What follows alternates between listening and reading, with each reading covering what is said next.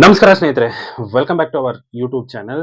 ಸ್ನೇಹಿತರೆ, ನಾವು ಬ್ಲಾಗಿಂಗ್ ಮಾಡ್ತಾ ಇದೀವಿ ಅಂತಂದ್ರೆ ಡಿಜಿಟಲ್ ಮಾರ್ಕೆಟಿಂಗ್ ಬಗ್ಗೆ ಸ್ವಲ್ಪ ನಮಗೆ ಗೊತ್ತಿರಬೇಕು. ಡಿಜಿಟಲ್ ಮಾರ್ಕೆಟಿಂಗ್ ಅಲ್ಲಿ ಏನೇನೆಲ್ಲ ಬರುತ್ತೆ, ಆ ಡಿಜಿಟಲ್ ಮಾರ್ಕೆಟಿಂಗ್ ಅನ್ನ ನಾವು ಯಾಕೆ ತಿಳ್ಕೋಬೇಕು, ಅದನ್ನ ಕಂಪ್ಲೀಟ್ ಡೀಟೇಲ್ ಆಗಿ ನಾನು ಎಕ್ಸ್ಪ್ಲೈನ್ ಮಾಡ್ತೀನಿ. ಲಾಸ್ಟ್ ಒಂದು ವಿಡಿಯೋ ಮಾಡಿದೆ ಆನ್ ಪೇಜ್ ಎಸ್ಇಒ ಅಂತ. ಆನ್ ಪೇಜ್ ಎಸ್ಇಒ ಅಂತಂದ್ರೆ ಏನು ಅನ್ನೋದನ್ನು ಕೂಡ ನಾನು ಅದರಲ್ಲಿ ನಿಮಗೆ ತಿಳಿಸಿದ್ದೆ. ಇನ್ನೊಂದು ಬರುತ್ತೆ ಆಫ್ ಪೇಜ್ ಎಸ್ಇಒ ಅಂತ. ಡಿಜಿಟಲ್ ಮಾರ್ಕೆಟಿಂಗ್ ಅಲ್ಲೇ ಇದೊಂದು ಏನಂತಂದ್ರೆ ಕೆಲವೊಂದು ಸ್ಟೆಪ್ಸ್ ಇವು.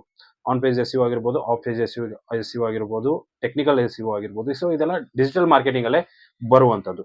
ಸೊ ಇವಾಗ ನಿಮಗೆ ಡಿಜಿಟಲ್ ಮಾರ್ಕೆಟಿಂಗ್ ಬಗ್ಗೆ ನಾನು ಆಲ್ರೆಡಿ ಹಳೆ ವಿಡಿಯೋಸ್ ಅಲ್ಲಿ ಮಾಡಿದ್ದೀನಿ. ಅದೇ ರೀತಿ ಆನ್ ಪೇಜ್ ಎಸ್ಇಒ ಅಂದ್ರೂ ಕೂಡ ನನಗೆ ತಿಳಿಸ್ಕೊಟ್ಟಿದ್ದೀನಿ. ನಾನು ಇವಾಗ ನಿಮ್ಗೆ ಏನಂತಂದ್ರೆ ಆಫ್ ಪೇಜ್ ಎಸ್ಇಒ ಅನ್ನೋದ್ರ ಬಗ್ಗೆ ಕಂಪ್ಲೀಟ್ ಡೀಟೇಲ್ ಆಗಿ ಎಕ್ಸ್ಪ್ಲೈನ್ ಮಾಡ್ತಾ ಇದ್ದೀನಿ. ಅಂತಂದ್ರೆ ಆನ್ ಪೇಜ್ ಎಸ್ಇಒ ಏನೋ ಆನ್ಲೈನ್ ಅಲ್ಲಿ ನಾವು ಒಂದು ಪೋಸ್ಟ್ ಬರಿಬೇಕಾದ್ರೆ ಅದನ್ನ ನಾವು ಏನ್ ಮಾಡ್ತೀವಿ, ಆನ್ ಪೇಜ್ ಎಸ್ಇಒ ನಾವು ಮಾಡಿರ್ತೀವಿ. ಆದ್ರೆ ಆಫ್ ಪೇಜ್ ಎಸ್ಇಒ ಅಂದ್ರೆ ಏನು, ಅದೇ ರೀತಿ ಅದನ್ನ ಯಾವ ತರ ನಾವು ಮಾಡೋದು, ಮತ್ತೆ ಇದರಿಂದ ಎಸ್ಇಒಗೆ ಏನೇನೆಲ್ಲ ಇಫೆಕ್ಟ್ಸ್ ಆಗುತ್ತೆ ಅನ್ನೋದನ್ನ ಕಂಪ್ಲೀಟ್ ಡೀಟೇಲ್ ಆಗಿ ನಾನು ನಿಮಗೆ ಎಕ್ಸ್ಪ್ಲೇನ್ ಮಾಡ್ತೀನಿ. ವಿಡಿಯೋನ ಕೊನೆವರೆಗೂ ನೋಡಿ. ಇಷ್ಟ ಆದ್ರೆ ಒಂದು ಲೈಕ್ ಮಾಡಿ, ಅದೇ ರೀತಿ ಚಾನಲ್ಗೆ ಹೊಸದಾಗಿರೋ ದಯವಿಟ್ಟು ಸಬ್ಸ್ಕ್ರೈಬ್ ಮಾಡೋದನ್ನ ಮರಿಬೇಡಿ. ವಿಡಿಯೋನ ಶುರು ಮಾಡೋಣ, ಬನ್ನಿ.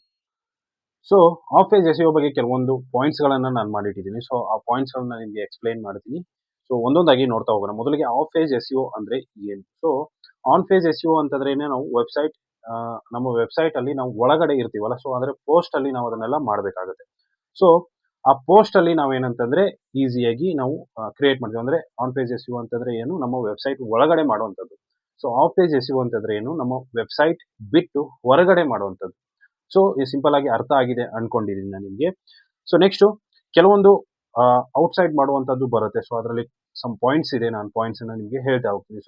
ಇದನ್ನ ಮಾಡೋದ್ರಿಂದ ಏನಾಗುತ್ತೆ, ನಾವು ಆಫ್ ಪೇಜ್ ಎಸ್ಇಒ ಮಾಡ್ದಂಗೆ ಆಗುತ್ತೆ. ಆಫ್ ಪೇಜ್ ಎಸ್ಇಒ ಮಾಡೋದ್ರಿಂದ ಏನಾಗುತ್ತೆ, ನಮಗೆ ಟ್ರಾಫಿಕ್ ಕೂಡ ಜಾಸ್ತಿ ಆಗುತ್ತೆ. ಫಸ್ಟ್ ಒನ್ ಬರೋದು ಏನಂತಂದ್ರೆ back link building. Back links ಅನ್ನೋದು ಏನಂತಂದ್ರೆ ಒಂದು ಆಫ್ ಪೇಜ್ ಎಸ್ಇಒ ಅಲ್ಲಿ ಬರುವಂತದ್ದು.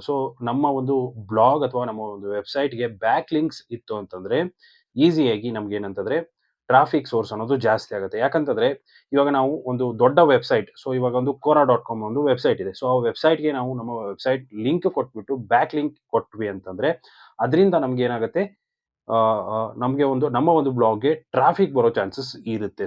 ಇದನ್ನ ನಾವು ಬ್ಯಾಕ್ ಲಿಂಕ್ ಅಂತ ಕರಿತೀವಿ. ಅಂತಂದ್ರೆ ಯಾರೋ ಒಬ್ರು ದೊಡ್ಡ ವೆಬ್ಸೈಟ್ ಇರುವಂತವ್ರು ಅವ್ರೇನಂತಂದ್ರೆ ನಮ್ಮ ಒಂದು ವೆಬ್ಸೈಟ್ ಲಿಂಕ್ ಅನ್ನ ಅವರ ಒಂದು ವೆಬ್ಸೈಟ್ ಅಥವಾ ಬ್ಲಾಗ್ ಅಲ್ಲಿ ಹಾಕಿ ಅದರಿಂದ ಲಿಂಕ್ ಬ್ಯಾಕ್ ಕೊಡೋದಕ್ಕೆ ನಾವೇನಂತೀವಿ, ಬ್ಯಾಕ್ ಲಿಂಕ್ ಅಂತ ಕರಿತೀವಿ.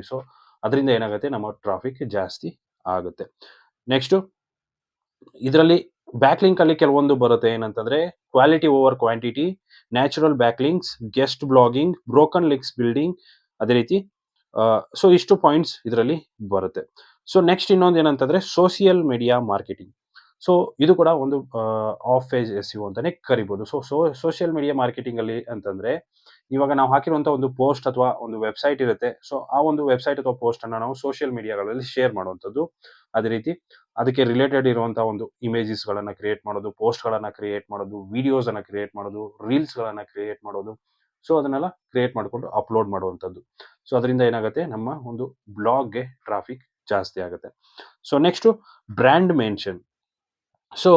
ಬ್ರ್ಯಾಂಡ್ ಮೆನ್ಷನ್ ಎಲ್ಲಿ ಮಾಡಬೇಕು ಮತ್ತೆ ಯಾಕೆ ಮಾಡಬೇಕು? ಬ್ರ್ಯಾಂಡ್ ಮೆನ್ಷನ್ ಅಂತಂದ್ರೆ ನಾವು ಇವಾಗ ಒಂದು ಯೂಟ್ಯೂಬ್ ವಿಡಿಯೋಸ್ ಅನ್ನ ನಾವು ಮಾಡ್ತಾ ಇರ್ತೀವಿ. ನನ್ನ ಒಂದು ವೆಬ್ಸೈಟ್ ಇದೆ techafl.com ಅಂತ. ಇದೇನಂತಂದ್ರೆ ನಾನೊಂದು ವೆಬ್ ಮೆನ್ಷನ್ ಮಾಡ್ದಂಗೆ.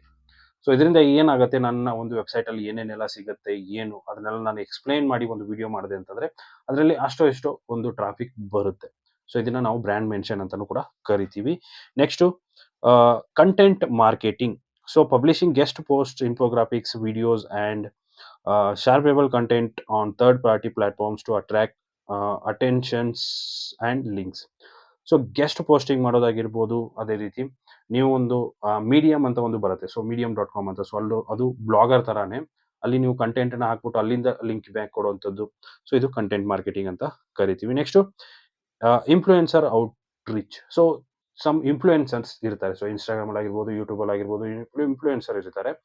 ಅವರಿಗೆ ನಮ್ಮ ಒಂದು ಕಂಟೆಂಟ್ ಅನ್ನ, ನಾವು ಹಾಕುವಂತ ಕಂಟೆಂಟ್ ಏನಿರುತ್ತೆ ಅದರ ಬಗ್ಗೆ ಸ್ವಲ್ಪ ಪ್ರಮೋಷನ್ ಮಾಡಿ, ಕೊಲಾಬ್ರೇಷನ್ ಮಾಡಿ, ಅವ್ರ ಜೊತೆ ಕೊಲಾಬ್ರೇಷನ್ ಮಾಡ್ಕೊಂಡು ನೀವೇನ್ ಮಾಡ್ಬೋದು, ನಿಮ್ಮ ಒಂದು ಬ್ಲಾಗ್ಗೆ ಏನ್ ಮಾಡ್ಕೋಬಹುದು, ಟ್ರಾಫಿಕ್ ಬರೋ ತರ ನೀವು ಮಾಡ್ಕೋಬಹುದು.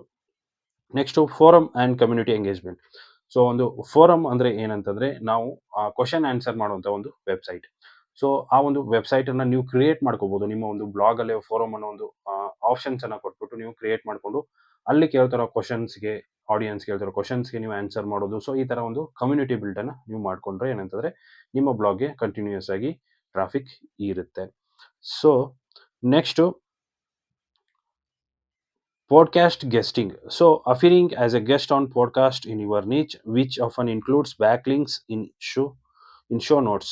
ಸೊ ಪಾಡ್ಕಾಸ್ಟ್ ಗೆಸ್ಟಿಂಗ್ ಅಂತಂದರೆ ಗೆಸ್ಟ್ ಪೋಸ್ಟಿಂಗ್ ಅಂತಲೇ ಕರಿಬೋದು ಇದನ್ನು ಕೂಡ. ಸೊ ಗೆಸ್ಟ್ ಪೋಸ್ಟಿಂಗಿಂದ ನಿಮಗೆ ಲಿಂಕ್ ಬ್ಯಾಕ್ ಆಗುತ್ತೆ 100% ಆಗಿ. ಸ್ವಲ್ಪ ರಿಸರ್ಚ್ ಮಾಡಿದ್ರಿ ಅಂತಂದರೆ ನೀವು ರಿಸರ್ಚ್ ಮಾಡಬೇಕಾಗುತ್ತೆ. ಸ್ವಲ್ಪ ರಿಸರ್ಚ್ ಮಾಡಿ ದೊಡ್ಡ ದೊಡ್ಡ ಬ್ಲಾಗರ್ಸ್ ಇರ್ತಾರೆ. ಸೊ ಅವ್ರನ್ನ ರೀಚ್ ಮಾಡೋದಕ್ಕೆ ಟ್ರೈ ಮಾಡಿ. ಸೊ ರೀಚ್ ಮಾಡೋದಕ್ಕೆ ಟ್ರೈ ಮಾಡಿ ಅವರ ಒಂದು ಅಪಾಯಿಂಟ್ಮೆಂಟ್ ಸಿಕ್ತಂತಂದರೆ ಅವ್ರ ಜೊತೆಗೆ ಒಂದು ಕಂಟೆಂಟನ್ನು ಶೇರ್ ಮಾಡ್ಕೊಳ್ಳೋದಾಗಿರ್ಬೋದು. ಸೊ ಗೆಸ್ಟ್ ಪೋಸ್ಟಿಂಗ್ ಆಗಿರ್ಬೋದು. ಸೊ ಈ ಥರ ಮಾಡೋದ್ರಿಂದ ಏನಾಗುತ್ತೆ, ಸ್ವಲ್ಪ ನಿಮ್ಮ ಒಂದು ಬ್ಲಾಗ್ ಕೂಡ ರ್ಯಾಂಕಿಂಗ್ಗೆ ಸ್ಟಾರ್ಟ್ ಆಗುತ್ತೆ. ಅದೇ ರೀತಿಯಾಗಿ ಇವೆಲ್ಲ ಪಾಯಿಂಟ್ಸ್ಗಳು ಏನಂತಂದರೆ ಆಫ್ ಪೇಜ್ ಎಸ್ ಯು ಅಲ್ಲಿ ಬರುತ್ತೆ. ಸೊ ಈ ಒಂದು ಆಫ್ ಪೇಜ್ ಎಸ್ ಯು ಒಂದು ಸೀರೀಸ್ ನಿಮಗೆ ಅರ್ಥ ಆಗಿದೆ ಅಂದ್ಕೊಂಡಿದ್ದೀನಿ. ಯಾಕಂತಂದರೆ ಇಷ್ಟೇ ಬರುವಂಥದ್ದು ಈ ಒಂದು ಆಫ್ ಪೇಜ್ ಎಸ್ ಯು ದಲ್ಲಿ.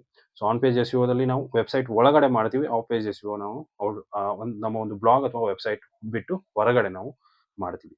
ಸೊ ಇಷ್ಟು ಇವತ್ತಿನ ವಿಡಿಯೋ ಸ್ನೇಹಿತರೆ. ವಿಡಿಯೋ ಇಷ್ಟ ಆಗಿದೆ ಅಂದ್ಕೊಂಡಿದ್ದೀನಿ. ಇಷ್ಟ ಆಗಿದೆ ಲೈಕ್ ಮಾಡಿ, ಶೇರ್ ಮಾಡಿ, ಸಬ್ಸ್ಕ್ರೈಬ್ ಮಾಡೋದನ್ನು ಮರಿಬೇಡಿ. ಸಿಗೋಣ ಮುಂದಿನ ವಿಡಿಯೋದಲ್ಲಿ ಅಂತ ಹೇಳ್ತಾ ಥ್ಯಾಂಕ್ ಯು ಸೋ ಮಚ್.